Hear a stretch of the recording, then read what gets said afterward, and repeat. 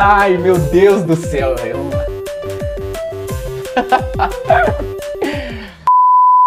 Fala, meus queridos e minhas queridas, sejam todos muito bem-vindos e bem-vindas a mais uma dica rápida com o professor Antônio. Pessoal, seguinte, trouxe aqui para vocês uma dica rápida e importante de um fenômeno que envolve ondulatória. A gente continua firme aí na ondulatória e esse fenômeno a gente conhece como efeito Doppler.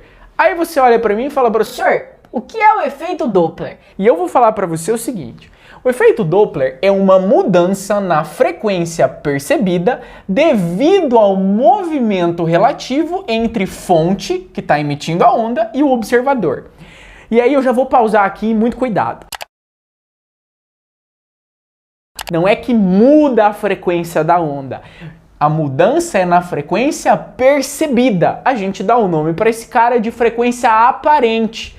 A frequência que o observador aparenta ter escutado, que pode ser no caso do som, é diferente da frequência real. A frequência real não muda. A frequência de uma onda depende só da fonte quando essa onda é emitida. Depois que ela é emitida, a onda pode ser absorvida, refletida, refratada. Só no caso da absorção, que ok, vai dar, né, porque absorveu, né, a energia foi embora, mas a frequência da onda não muda, ok? Justo. Entendemos isso. Então entendemos que vai ter uma mudança aparente quando esses caras se movimentarem. Vou dar um exemplo aqui para você. Nosso amigo Jorge, querido, estava com saudades já do Jorge, e o nosso amigo Arnaldo. Beleza. E aqui uma fonte. É um alto-falante. Aí você fala, o quê? Arte não é o meu forte, tá? Mas eu escrevi aqui, é uma fonte, é um alto-falante. Inclusive esses dois são iguais, mas é complicado, né? O que acontece? Quando tá todo mundo aqui em repouso em relação ao solo, Jorge, a fonte e o Arnaldo, o som está emitindo o som e a frequência percebida por esses dois vai ser exatamente a frequência emitida pela fonte, porque está todo mundo em repouso. Então, nesse caso, a frequência aparente vai ser igual ao que a gente chama de frequência real, ou seja, a frequência do som. Agora, se eu pegar essa fonte, esse alto-falante, e fizer ele se mover para qualquer direção, e não precisa ser necessariamente a fonte, tá? Eu posso mover os observadores, caso eu queira. Agora, o que vai acontecer quando eu tiver movimento relativo entre eles? Se essa fonte se aproxima do Arnaldo, o Arnaldo, ele vai perceber o quê? Ele vai perceber essas frentes de ondas. Vamos imaginar que é o seguinte, tá vindo aquele cara dar uma achatada aqui nos comprimentos de onda. Então, o Arnaldo, ele vai perceber o quê? Ele vai perceber um comprimento de onda menor.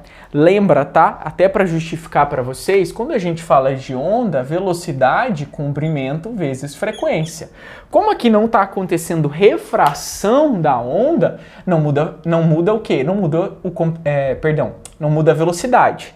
Olha eu errando aí de novo, menino. Beleza. Então o que acontece? Se você tem uma diminuição aparente no comprimento de onda, você tem que ter uma alteração na frequência para manter a velocidade, inversamente proporcionais. Se esse cara diminui, aquele cara aumenta. Então o Arnaldo vai perceber um som com comprimento de onda menor e uma frequência maior. Lembra, a frequência maior, quando a gente falou de acústica, se você não viu, corre lá que a dica está disponível para você, ele vai perceber um som o quê? Um som mais agudo. Isso é o que o Arnaldo percebe. Por outro lado, o Jorge, a fonte está se afastando dele, ela se aproxima do Arnaldo, se afasta dele, ao invés de perceber o som normal, aparente, que o comprimento de onda está mais espaçado. Então ele vê um comprimento de onda maior. Como é inversamente proporcional, só trocar esse cara aqui, ele percebe, uma frequência o quê? Menor. Frequência menor quer dizer que o Jorge está percebendo o quê? Um som mais grave. Então é importante lembrar desses caras aqui. Isso resume muito bem o efeito Doppler. Frequência aparente, diferente da frequência real, quando eu tiver movimento entre esses caras. Se tiver aproximando a frequência real, loucuras, né? Loucuras. A frequência é o quê? A frequência aparente, ela é o quê? Maior do que a frequência real. Se a fonte estiver se afastando, a frequência aparente é menor do que a frequência real. Fechou? Beleza?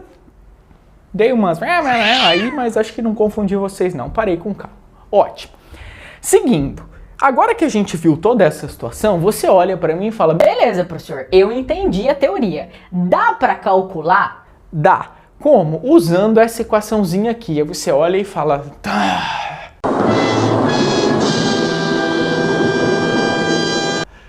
Calma, é tranquilo.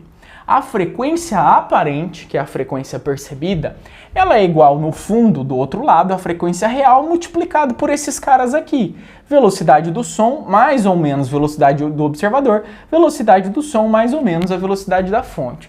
Professor, por que mais ou menos? Porque lembra, tudo depende do nosso referencial. Se eu vir aqui no cantinho agora, e eu vou mostrar para você o seguinte: uma dica é, sempre oriente o seu referencial do observador que você está olhando para a fonte. Então você colocaria, ó, esse sentido aqui é o meu sentido positivo. Então a velocidade da fonte ficaria negativa, tá, no sentido contrário, e a velocidade do observador é zero nesse caso, tá? Ou você pode orientar de outro jeito. Não, professor, eu quero fazer o que a gente faz sempre. Então coloco daqui para lá e para lá é positivo. Ótimo, a velocidade da fonte é positiva, o observador nesse caso está parado, beleza? E a velocidade do som também positiva, está indo naquela direção, fechou? Então aqui, esse positivo e negativo tem a ver com esse movimento. O FR, frequência real, que é a frequência emitida de fato pela fonte. Show? Então entendemos, frequência aparente, todo esse cara aqui, frequência real. Qual é a novidade que eu vou trazer para você agora? Já que a gente já falou de tudo isso e entendeu esses caras. Pessoal, isso não é um fenômeno exclusivo para quem? Para o som, que a gente colocou aqui alto-falante, etc. Isso acontece com outras ondas, por exemplo, a luz. Então eu vou brincar com você o seguinte: existe um negócio muito comum com quem estuda astronomia, observa o espaço e conhece esse cara, chamado redshift. Por que esse termo, tá? Os caras vão zoar a minha pronúncia do inglês aí, velho. But the second time I have control the match. Não tô fazendo propaganda de escola de inglês, né, velho? Mas deu pra entender, pô. Então vamos lá. Primeiro, eu tenho uma estrela. Eu procurei não desenhar a estrela vermelha, companheiro. Beleza? Então eu tenho uma estrela, tá aqui, desenhei ela laranjinha. As estrelas, gente, por mais que a gente estude modelos de sistema solar, que vai falar, as estrelas fixas e nananã, cuidado. As estrelas, grande parte delas, a maioria, está se afastando da Terra. Por que isso? Existe uma teoria chamada Big Bang. Para quem não conhece, é complicado, ou para quem não acredita, né, Terra plana, é foda, mas existe uma teoria chamada Big Bang, em que o universo surgiu de um único ponto. E a partir desse ponto, dessa grande explosão, ele está se expandindo. Se o universo se expande, vários pontos do universo se afastam. Então, se você pega a Terra e uma estrela que estão aqui, provavelmente elas vão estar o quê? Se afastando. Uma pode estar indo para cá, outra para cá, ou elas estarem indo mais ou menos na mesma direção, mas com velocidades diferentes. Se elas se afastam, a situação que a gente tem para elas é a situação que a gente tinha aqui para o Jorge. Tô indo para lá, no caso a Terra não está parada, como o Jorge estava aqui, só que existe um movimento relativo, um afastamento entre elas. Quando existe afastamento, você tem uma diminuição de frequência. Aí você fala, nossa, professor, já entendi, a luz fica mais grave. Cuidado, grave e agudo são termos que a gente usa para o som. Para a luz, a gente vai falar o quê? Se a frequência diminui, lembra do espectro eletromagnético. Não viu esse cara? Volta lá na dica que eu falo da natureza das ondas que você vai entender. Lá no espectro eletromagnético, a menor frequência possível para a luz visível é a frequência da luz vermelha. Então o que está acontecendo? Se você diminui, a gente fala que a luz emitida pela estrela, quando percebida na Terra, nós observadores, teve um desvio para o vermelho, que é o que é chamado de redshift. Professor, e se esses caras estivessem se aproximando, uma situação hipotética, você poderia chamar esse cara de blue shift. Não tem problema, tá? Que seria um desvio para o azul, que é a maior frequência de onda. Então isso pode acontecer nesse contexto aqui. Tranquilo? Então entendemos um pouco como funciona essa situação do efeito Doppler, que pode acontecer para a luz, pode acontecer para o som, desde que haja um movimento aparente entre fonte e observador. Beleza, pessoal? Essa foi a nossa dica rápida.